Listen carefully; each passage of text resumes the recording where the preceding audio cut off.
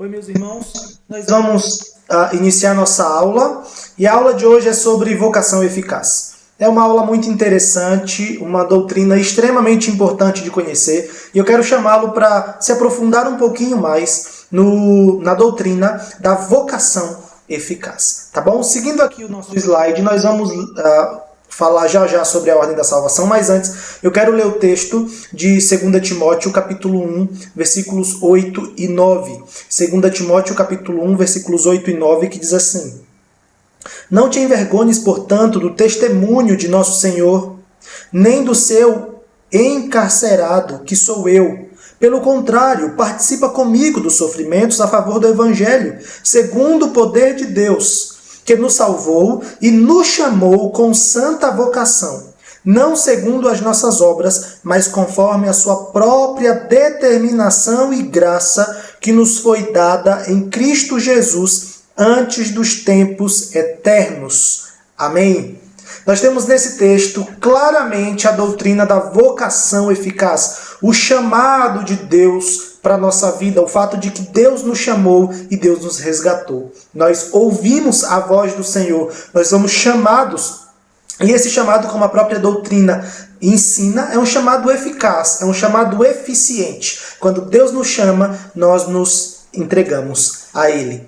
E aqui a gente entra na parte dos nossos estudos que falam sobre a ordem da salvação, que pode ser chamada de Ordo Salutis, que é a ideia de ordem da salvação. E aí, dentro desse conceito de ordem da salvação, a gente começa a falar sobre vários conceitos, sobre várias doutrinas importantes. Nós vamos falar sobre aquilo que está em torno da salvação, de maneira mais direta. A gente vai falar da vocação eficaz, regeneração, justificação, santificação, arrependimento, fé. Então a gente vai falar de doutrinas que estão em torno ali do conceito de salvação, da salvação que nós recebemos do Senhor.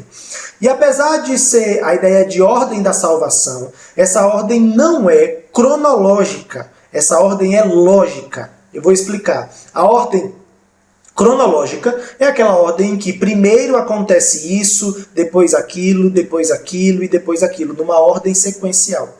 A ordem da salvação, ela não é cronológica, ela é lógica. Porque a gente não sabe exatamente quem vem primeiro, quem vem depois, se acontece simultaneamente. Não dá para estabelecer uma ordem sequencial.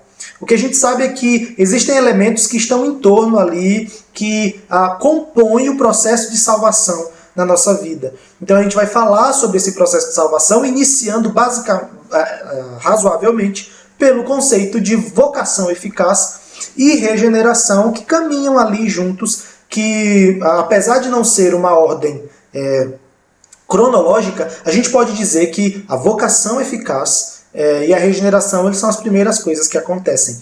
Porque logo depois você tem os outros elementos que são frutos do fato de que o Senhor nos chamou e nos regenerou. Então a gente vai falar dessas duas doutrinas hoje, que caminham juntas. A base central da nossa aula é a vocação eficaz, mas nós vamos falar sobre a regeneração. Está ali, a questão da regeneração, que é o fato de que Deus nos chama e nos traz renovação. Ele nos traz uma nova vida, nos dá uma nova vida espiritual. Então Deus nos chama e quando Ele nos chama, Ele nos traz renovação, Ele nos restaura, Ele regenera a nossa vida, Ele nos dá uma nova vida espiritual. Então a gente vai falar de vocação eficaz, que é o fato de que Deus Pai fala conosco de maneira poderosa, Deus nos chama, e ao nos chamar, Ele nos regenera. Então essas duas coisas nós vamos falar hoje juntas, Elas caminham juntas. Então nós precisamos falar sobre, quando a gente vai começar o princípio de ordem da salvação, Ordo Salutis, a gente precisa trabalhar o conceito de vocação eficaz e regeneração inicialmente. Então, para deixar bem esclarecido, a vocação eficaz é Deus Pai nos falando poderosamente. E a regeneração é Deus Pai e Deus Espírito Santo operando poderosamente em nós para nos dar vida. Então, elas caminham juntas, como eu falei. Deus nos chama e Deus nos regenera. Aí tem esse textozinho que eu quero ler para vocês, que diz assim: ao chamado que Deus direcionou, aos eleitos na pessoa de Cristo, dá-se o nome de vocação eficaz. Esse chamado à salvação é expressão da livre graça de Deus, a qual o homem é habilitado pelo Espírito Santo a responder por meio da fé em Cristo Jesus. Aqui a gente tem bastante coisa, né? Você tem o fato de que a vocação eficaz é um chamado à salvação e é expressão da livre graça de Deus. Então, Deus é quem derrama a sua graça a quem quer, como quer, quando quer. Então, é uma expressão da livre graça de Deus, a qual o homem é habilitado, através do Espírito Santo, da obra do Espírito Santo, a responder por meio da fé em Cristo Jesus. A dizer, eu creio em Jesus. Eu acredito no Senhor. A dizer, eu creio no Salvador. Então, a gente é habilitado a isso através do Santo Espírito do Senhor. E aí a gente vai responder algumas perguntinhas aqui, simples. E a primeira delas é como se dá a vocação eficaz. A vocação eficaz é o chamado que Deus faz ao pecador do estado de morte e pecado em que está por natureza para a salvação. Então, esse é o que é a vocação eficaz. E agora, como se dá a vocação eficaz? Pelo chamado divino mediante a palavra. Então, a vocação eficaz, apesar de eu não ter colocado aí, é importante que você tenha o conceito de vocação eficaz, que é o chamado que Deus faz ao pecador do estado de morte e pecado em que está por natureza para a salvação. Então, é o chamado de Deus que nos tira da morte espiritual e nos traz para a salvação. E esse chamado espiritual, esse chamado de Deus, essa renovação espiritual, ela se dá mediante a palavra do Senhor. Então ela acontece mediante a palavra. A gente ouve a voz do Senhor por meio da sua palavra. Então como que se dá a vocação eficaz? Por meio da palavra, por meio da pregação da palavra. E ela é assimilada em virtude da iluminação dada pelo Espírito Santo. Então, o Espírito Santo nos ilumina a entender, a compreender o chamado do Senhor, a compreender a palavra do Senhor. É importante enfatizar que nós somos iluminados e não inspirados. Inspiração é algo que só os autores bíblicos tiveram. Nós somos iluminados para compreender a palavra do Senhor. Se dá na pessoa de Jesus Cristo, através da sua obra, obviamente, da obra de Jesus na cruz do Calvário, e é um ato da livre e especial graça de Deus, como nós falamos, né? É da livre graça. Deus concede a quem quer, como quer, quando quer, do jeito que Ele quer. Então, é dessa maneira que a gente compreende a vocação eficaz. Aí tem uma pergunta interessante que é qual é a situação do homem no processo de vocação eficaz? O homem é completamente passivo. A gente tem inúmeros textos bíblicos, irmãos, que eu poderia citar aqui, mas são muitos, então fica aí para um próximo vídeo, um outro momento, ou para você fazer sua própria pesquisa, aí se aprofundar um pouco mais. Mas tem muitos textos que eu poderia citar que comprovam isso que eu estou dizendo aos irmãos. Mas qual é a situação do homem no processo da vocação eficaz? Passivo. Existem elementos da ordem da salvação em que a gente participa de maneira muito ativa, né? Nós participamos de maneira muito ativa do processo de santificação, por exemplo. Nós precisamos buscar a santificação. Mas no que se refere ao chamado de Deus, à regeneração, a gente não faz nada. A gente é alvo dessa graça. Nós somos completamente passivos. É uma atuação, é uma vivificação do Santo Espírito na nossa vida que nos habilita a responder com fé. Então, a situação do homem na vocação eficaz é uma situação de passividade. E ao corresponder a ela pela fé, apropria-se da graça de Deus. Então a gente se apropria da graça do Senhor ao responder. Mas a gente só responde porque Deus mesmo nos salvou, porque Deus atuou em nós. Nós estávamos mortos e o morto não tem vontade. O morto não consegue agir se antes não for lhe dada a vida. Então nós recebemos a vida e aí sim nós conseguimos responder. Então nós respondemos como fruto da vida que ganhamos do próprio Deus, em Cristo Jesus. através da obra do Espírito Santo. Tá bom? Aí nós temos a outra pergunta. Qual a situação das crianças e dos excepcionais diante da vocação eficaz? Das crianças, em especial, os bebês que morrem. Existem bebês que a gente sabe que tem bebês que morrem antes de nascer, por exemplo. A gente sabe da questão dos excepcionais, as pessoas que têm certas dificuldades, algumas limitações.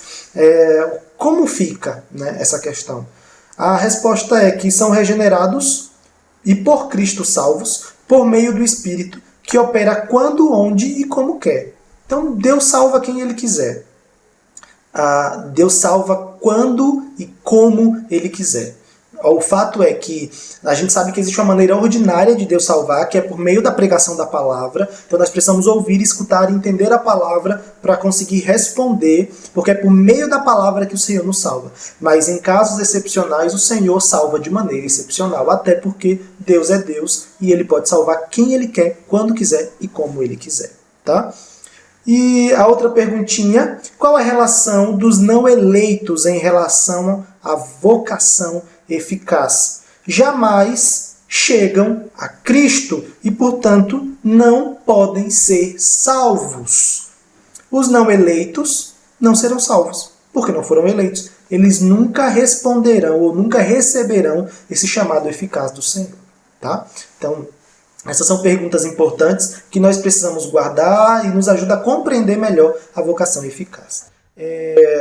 A regeneração, para frisar aqui, é totalmente obra de Deus. Tá? Totalmente. Deus nos regenera. Nós só respondemos porque Deus nos regenerou. Lembre-se disso. Então, nós temos aí alguns textos que eu coloquei, fica para você ler. Eu quero enfatizar o de 2 Timóteo que nós já lemos, que fala que nos salvou e nos chamou com santa vocação, não segundo as nossas obras, não foi por nossas obras, mas conforme a sua própria determinação e graça, foi Deus quem quis assim, que nos foi dada em Cristo Jesus antes dos tempos eternos. Olha aí, é um texto muito completo, né?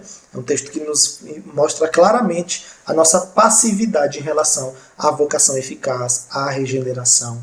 E aí, eu acho que a gente pode ler também João capítulo 1, apenas para enfatizar, João capítulo 1, versículo 13, que é conhecidíssimo, né? Que diz, os quais não nasceram do sangue, nem da vontade da carne, nem da vontade do homem, mas de Deus. Então, no versículo anterior, ele fala, mas a todos quanto receberam, deu-lhes o poder de serem feitos filhos de Deus, a saber, aos que creem no seu nome. Então, foi dado a eles o poder de serem feitos filhos de Deus, aos quais não nasceram do sangue, nem da vontade da carne, nem da vontade do homem, mas de Deus. Olha aí. Então, só para enfatizar o fato de que a regeneração é totalmente obra de Deus. Exatamente o que acontece na regeneração é mistério para nós. Nós sabemos que estávamos mortos, e aí você pode ler Efésios capítulo 2, versículo 1, que fala exatamente disso, e nós somos vivificados por Deus, ganhamos uma nova vida, mas exatamente como isso acontece, nós não sabemos, é um mistério, sabemos que Deus nos dá vida. Agora, como esse processo acontece, como Deus nos regenera, a gente sabe que é por meio da palavra, por meio da pregação da palavra, os excepcionais são salvos de maneira excepcional, quando Deus quer, como Ele quer, do jeito que Ele quer, mas detalhes de como isso se procede a gente não sabe. A regeneração precede a fé salvadora. Isso aqui é bem curioso, porque a fé, a gente precisa da fé, a gente precisa crer para ser salvo, né? A gente precisa responder com fé. E é a regeneração que nos dá capacidade espiritual de responder a Deus com fé.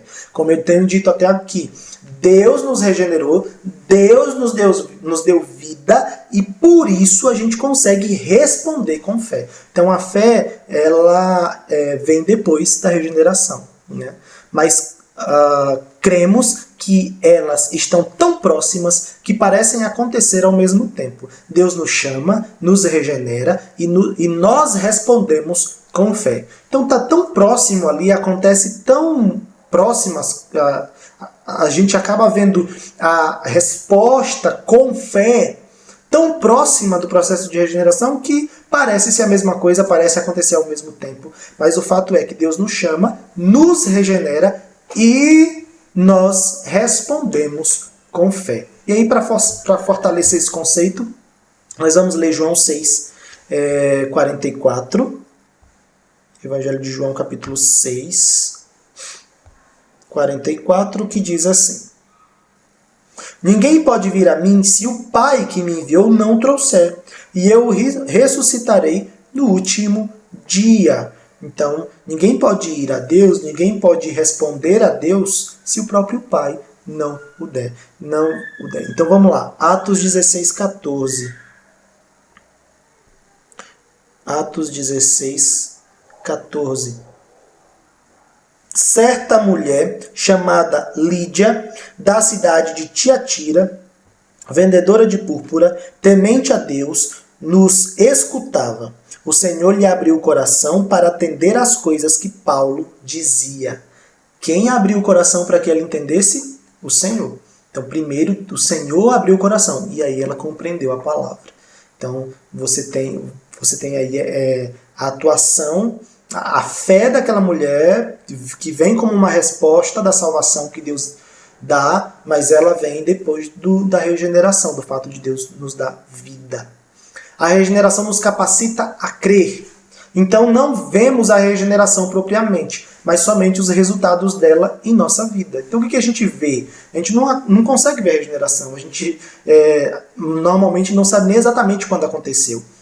O fato é que Deus nos regenera e o que a gente vê é a fé em Cristo para a salvação como primeiro resultado.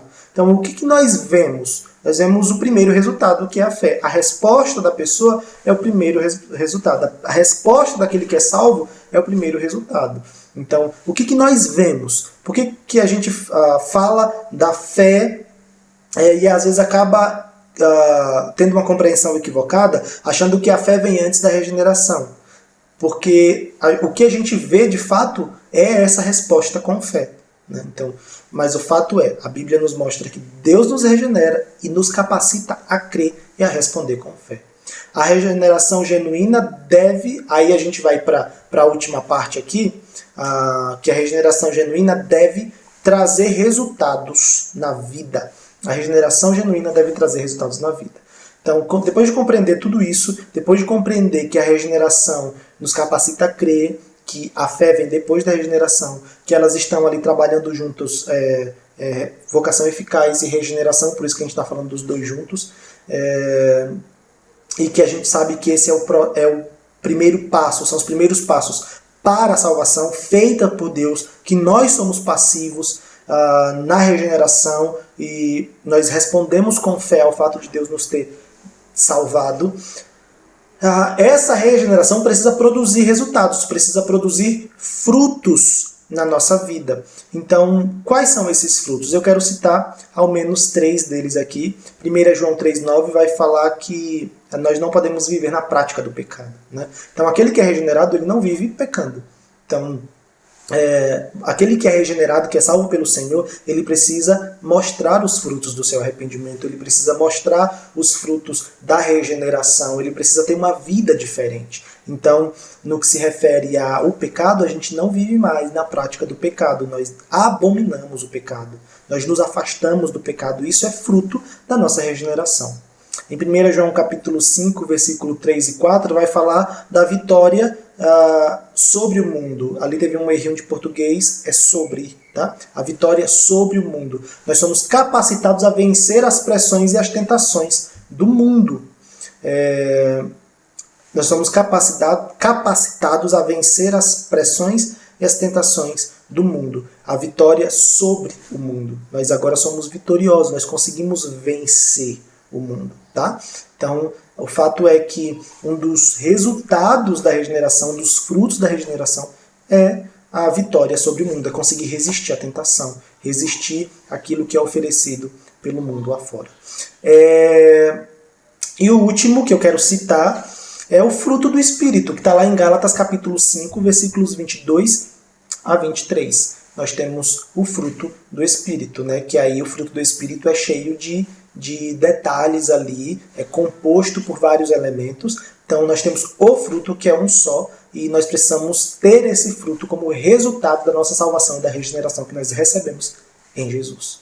Tá? Então nós temos esses frutos aí que são importantes na vida cristã, são importantes como demonstração de que fomos realmente regenerados. Nós precisamos ter esses frutos.